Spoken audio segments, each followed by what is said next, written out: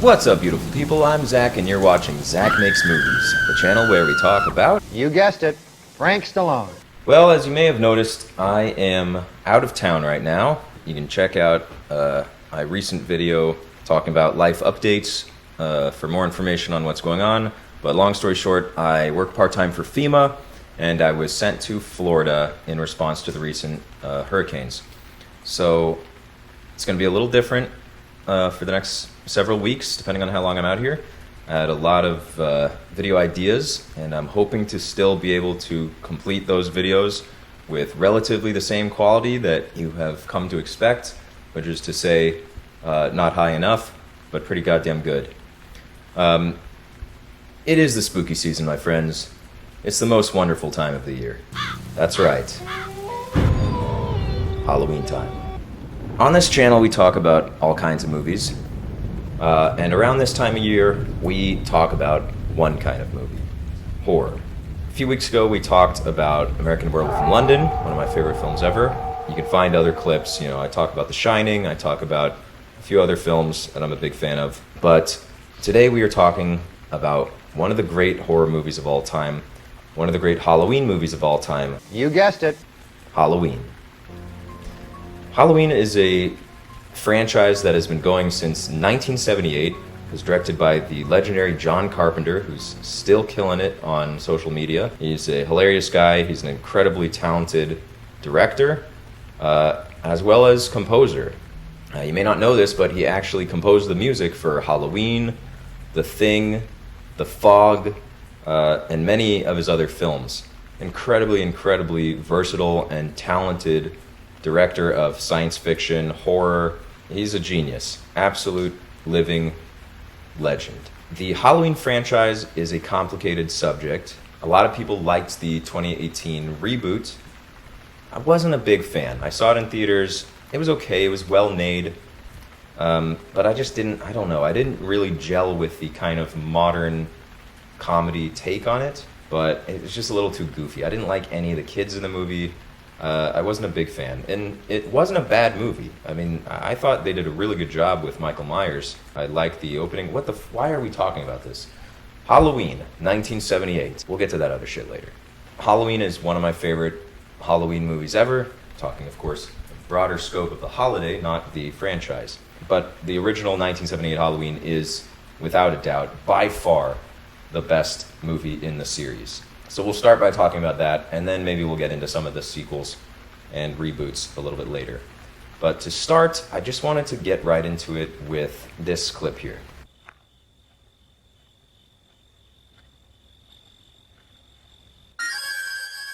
Right from the start, we get a beautiful title sequence that sets the mood immediately. You instantly understand what kind of movie you're going to be watching. It sets the tone and it sets the atmosphere. It's kind of the same thing. From the first seconds of the movie with that brilliant music, you automatically know that you're in for a treat, not a trick. Love the soundtrack, from the classic Halloween theme. That actually sounds more like the sequel. And then of course there's bum, ba-bum, bum, ba-bum. Ding, ding, ding, ding, ding. I love the opening titles of the movie. I love the soundtrack. My text ringtone is, and it always will be. I love everything about this movie. It was done so well. The whole cast is fantastic. From Donald Pleasence as Dr. Loomis, a name which has been used in so many horror movies at this point that I can't even keep track of where it began. And then, of course, Jamie Lee Curtis, who's the daughter of Scream Queen Janet Leigh from Alfred Hitchcock's Psycho. Jamie Lee Curtis is pretty great in the movie. She serves her role well, and despite her inability to recognize when it is time to get out of a house, she's up there with the legendary Scream Queens, final girls, whatever you want to call it. Halloween is fantastic. Start to finish, fantastic. The opening sequence is creepy, haunting. You begin in this bizarre POV that you don't really know who it is. You recognize that something terrible is going to happen. There's young man and a young woman having sex for, I believe, a total of 12 seconds, as it is in real time. You see them going upstairs, taking their clothes off, and then suddenly he's gone and out the door. The young lady is in the restroom when she's accosted by this POV and stabbed to death. We go back outside. We learn by reveal of a Halloween mask that the killer was a child. And that child has got the blackest eyes, the devil's eyes. He's Michael Myers. Michael Myers. Beep, beep, beep, beep, beep, beep, beep, beep, beep, beep, beep, beep, beep. Oh, there he is. Thought there were two Ghostface for a second. Yeah, Michael Myers, one of the legendary characters of cinema history. Of course, a lot of people know this, but the mask was actually a Captain Kirk mask that had been painted white and kind of messed up a little bit to look original and iconic, which it of course is.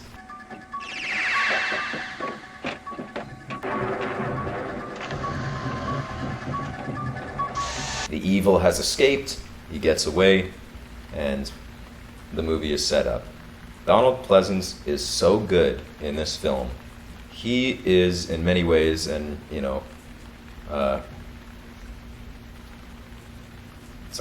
Nightmare on Elm Street 3 is on. Dream Warriors, baby. Great movie. We get a bunch of different sequences with Laurie Strode, played by Jamie Lee Curtis, and her friends, who are played by other actresses. My favorite character in the movie outside of Michael Myers, who is played by Nick Castle, the Shape, as he's called in the script. Nick Castle's physicality was absolutely perfect, similar to Kane Hodder in the later Friday the 13th films. Annie is one of my favorite characters in the movie. Annie is hilarious. I love the little moments, like Laurie and Annie pulling up beside Annie's father, the sheriff played by Charles Cyphers, who doesn't seem to notice at all that they are driving around a car reeking of weed. The sequence where the three girls are walking, Annie is just shitting all over Laurie, just straight up bullying her. And then they see Michael Myers.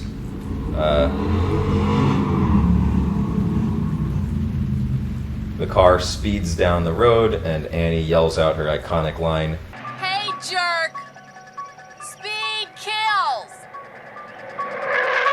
At which point he slams on the brakes, and she says, "Yeah, can you take a joke?" And as if in response, he immediately drives away. Just so many funny little moments like that. And then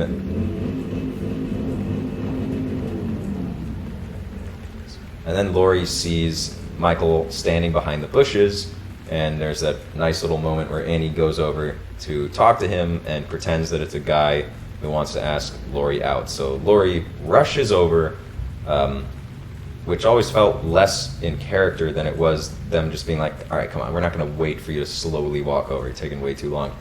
So she just kind of rushes over, and of course there's nobody there. And what does Annie say? Scared another one off. Just a fucking bitch. And it's fantastic. I love that in movies when you have friendships that are a little more complicated, where it just makes it feel a little more three-dimensional, where people are friends with people who are also kind of their bullies. And they still want to hang out with each other throughout the movie. So Laurie is, of course, a babysitter. She's babysitting Tommy? What's his name? Man, I'm not good at this.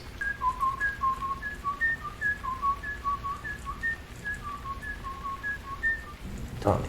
Yeah. So Laurie is babysitting Tommy, who is terrified of the boogeyman. Once again, his group of friends are a bunch of assholes. They destroy his pumpkin, which, by the way, was one of, I think, 3 actual pumpkins that they used in the movie. The film was not shot in the fall, so they didn't have access to pumpkins. That's the crazy thing. Pumpkins are an incredibly seasonal vegetable. So even large film productions, which this wasn't a huge film production, but big enough that you would think they would be able to acquire actual pumpkins for the film, but they were not. So they had to get gourds that looked slightly like pumpkins and then painted them orange. And then they also bought fake pumpkins for the movie. So there's only like 3 real pumpkins in the movie, and one of them is the one that Tommy smashes as he falls. The whole thing with the boogeyman, that whole setup, there's so many beautiful shots in the movie. The moment where Tommy looks out the window and you can see the shape in the distance. And just in general, I love the aesthetic of the movie. Beginning to end, everything about the tone and atmosphere works. And it all gels together perfectly. There's something incredible about the imperfections of the music. There are moments in the score that are just not timed mechanically, where it just, there's clearly no metronome. Sometimes he goes a little faster, sometimes he goes a little slower, and it's fine. It's not a problem. It's beautiful. You really only notice that when you drive around at night obsessively listening to the soundtrack without the visuals like a complete lunatic. But enough about me. I really love the buildup of the film. I love the fact that there's only 3 people killed in the entire movie, I believe. It feels like it's the kind of slasher where you're just going to have bodies everywhere. Bodies, bodies, bodies. By the way, not that great of a film. The entire third act of the film is just non-stop horror entertainment. So many creepy moments. The moment where Laurie's friend, the blonde one, whose name I can't remember right now, is hooking up with her boyfriend, and he leaves the room. Michael stabs him to a wall, and then comes back in wearing the ghost sheet, which is just kind of hilarious, and his glasses, which just makes it kind of funny. I don't know. There is a fine line in horror between making something extra creepy and making it less creepy. And the glasses on the ghost costume could have gone in either direction, but I think it works perfectly fine. That image of him coming to the room, we know obviously that it's Michael Myers. The other deaths in the movie, of course, the dog that's killed. Tragic. That reminds me of that tragedy. Donald Pleasence has this palpable fear throughout the movie that I love. There's a couple lines in the movie like that blackest eyes, which sounds so identical to the line in Jaws, which came out just a couple of years before that. Seems like it was probably stolen. Like a doll's eyes. But there's a major difference between those two characters, and it works for either film. And the difference is Robert Shaw, who plays Quint in Jaws, has no fear. He's not afraid of the shark. He lets us know that we should be afraid of the shark, but he himself is not afraid, and that adds to what makes his character so fun.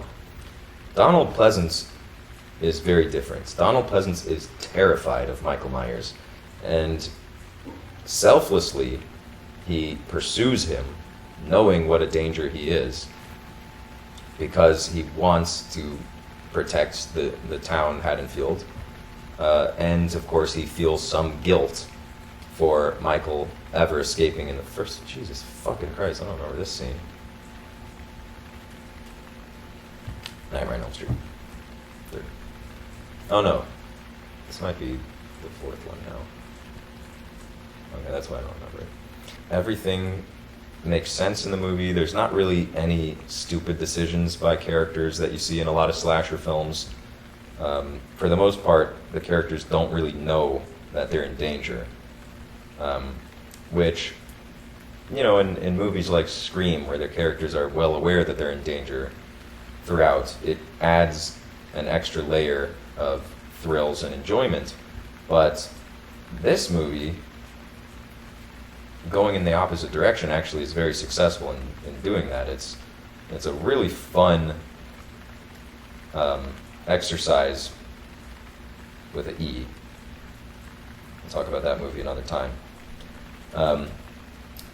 In suspense, because the audience knows to be scared of something that the characters don't know to be scared of. And speaking of another person that I'm going to be talking about soon, Alfred Hitchcock, he had a famous quote where he talks about suspense versus terror. And he talks about the bomb under the table theory. And the theory, which is very well executed in *Inglourious Basterds' opening scene, Hitchcock explains that if you have two characters sitting at a table talking about baseball for 5 minutes, and suddenly a bomb goes off and kills both of them, the audience gets 1 moment, 5 seconds, as he says, of terror. But if you show the audience there's a bomb under the table at the beginning of the scene, as the characters are talking about baseball, suddenly you have 5 minutes of suspense. And it's similar here, where none of these characters, for the most part, know what's going on. And so we are anxious when they're walking around outside in their underwear. I'm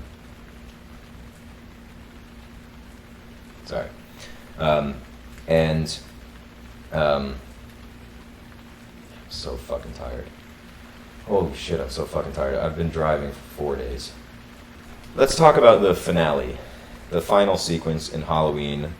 Everything kind of comes together. Donald Pleasence arrives to try to save the day after Laurie is cornered in that slatted closet. You have that incredibly iconic scene. The light is kind of moving around.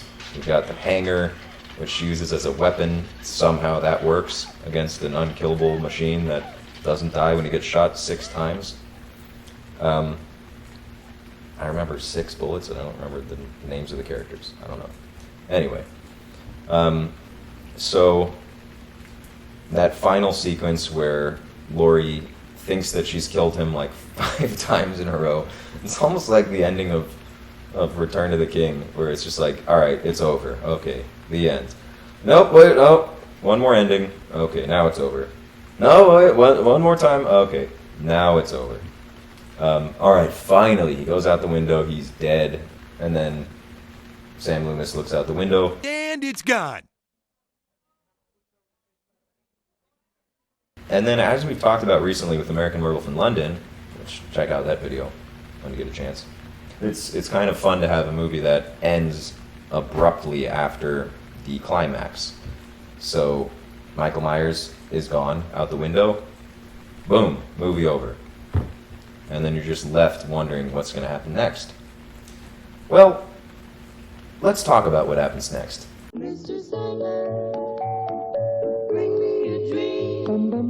It's nowhere near as good as Halloween 1. It's more of a run-of-the-mill slasher film. As always with the sequel, way higher body count than there was in the original. And it suffers greatly in that it is no longer a complete origin story. But I don't think that it should be written off. It's a fun movie. You don't need to compare it to the first one. It's more of an epilogue than anything else. It's like, you know, it's such a long-running franchise, and especially in the later films, particularly H2O and everything after that had Laurie in it. Once they decided they couldn't kill her, so they retroactively changed the ending of the 4th one? I don't know. Can't keep track. I don't know what the hell I was talking about. I'm sorry. I'll figure it out in the edit. Halloween 2 is really fun. It mostly takes place in a hospital. That's what I was saying. So what's kind of cool about Halloween 2 is it's actually the first of the Halloween movies where Laurie is even aware of who this guy is. She didn't know it was Michael Myers until the sequel. It definitely is worth a watch. If you haven't seen it, give it a try. Don't try to compare it to the first one. None of the sequels are comparable to the first one.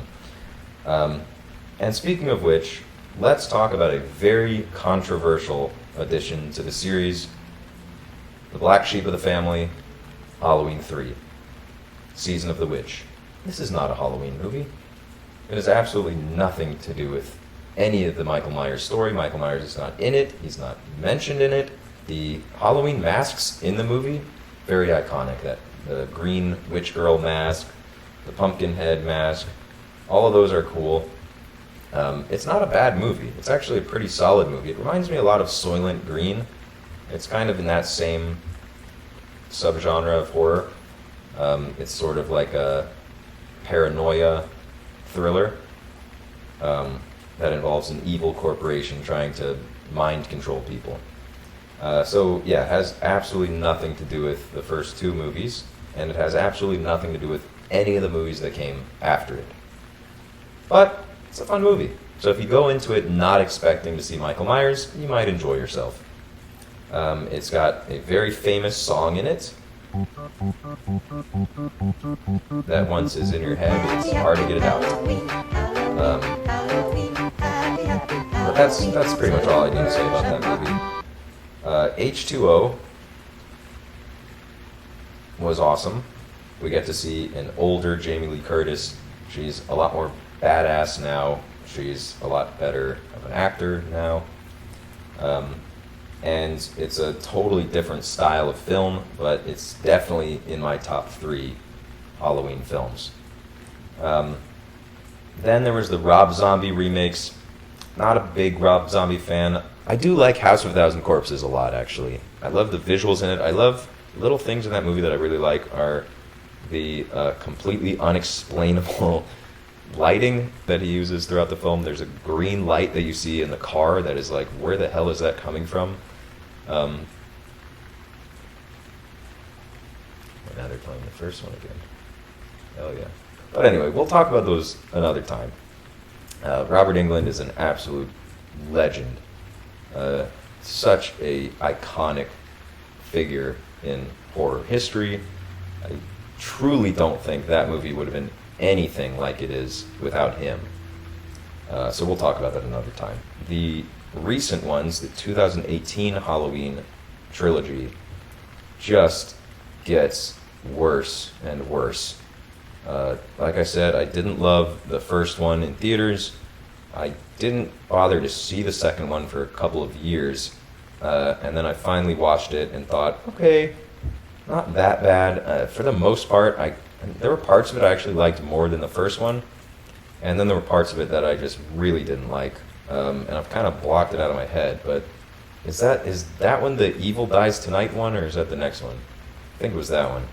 The elements of that were just stupid. I didn't really like that. The whole thing with there's like a guy with mental problems who's massacred by the town, which is just kind of insane. I didn't love that. And then the third one was just garbage. The third one was ridiculous. They tried to introduce a new killer, and at no point in the movie do you feel like you're in good hands. The whole time you're like, where the fuck are they going with this? And what is the point? Why are you trying to introduce a protege of Michael Myers, and what could possibly be accomplished by doing that? If this is supposed to be Halloween Ends, this is supposed to be the final piece of the puzzle here, and that's what we're going with? A character we've never seen before who's just kind of like an incel loser idiot? No offense to my audience. Yeah, it was just odd. I didn't really like that. I didn't like the choices they made in that movie, really at all. I would say that the 2018 one had the most good moments in it. That doesn't sound grammatically correct, but I think it is. Remember, I haven't slept much. The aesthetics of the movie are generally pretty great. The house fire stuff is cool. I actually didn't mind the firefighter massacre at the beginning of the second movie. I thought that was kind of cool. People complained about that. It's like, shut the fuck up. Obviously, everyone likes firefighters. That's not the point of a horror movie, you know? The point of a horror movie is not to only kill people you don't like. It's almost the opposite. But all I can say is this is an iconic franchise. I believe that at the very least, the original 1978 film will endure for a very long time as a classic of cinema. But it's not the only classic of horror cinema. There are others, including The Shining and American Werewolf in London. Give us a like and subscribe for more content like this. I'm sure there's a lot of you who are watching this who are not subscribed. That's okay. No pressure. It's no big deal. It's not my livelihood or anything. I don't make any money from this. And I never will if you don't subscribe. Happy Halloween.